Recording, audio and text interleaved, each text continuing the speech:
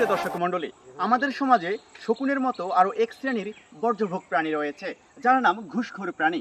তবে শকুন বর্জ্য খেয়ে পরিবেশকে পরিষ্কার করে, আর ঘুষখোর প্রাণীগুলো ঘুষ খেয়ে পরিবেশকে কলুষিত করে।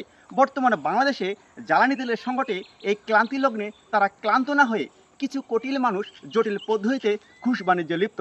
এতে কেউ উদ্যপ্ত, কেউ পরিতৃপ্ত, কেউ ক্ষিপ্ত, কেউ বা আবার হন উৎক্ষিপ্ত। তবে ওই সমস্ত ব্যক্তি কোনো রাগ করে না। গ্রামের আঞ্চলিক ভাষায় একটি কথা রয়েছে, গন্ডারের চামড়া। তাদের গায়ে গন্ডারের চামড়া লাগানো রয়েছে।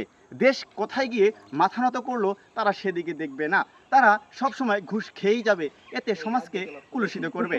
এই জন্য এই মুহূর্তে যারা এই অনলাইনের যুগে দেশে কিংবা প্রবাসে, গ্রামে বা শহরে, হাটে কিংবা বাজারে, রাস্তায় কিংবা বারান্দায়, ঘরে কিংবা বাহিরে, যে যেখান থেকে আমাদের এই ভিডিওটি দেখছেন এবং মোবাইলের স্ক্রিনে দেখার জন্য অধীর অপেক্ষা করছেন, সবাইকে জানাই আলম টিভি 24 এর পক্ষ থেকে সাদর সম্ভাষণ।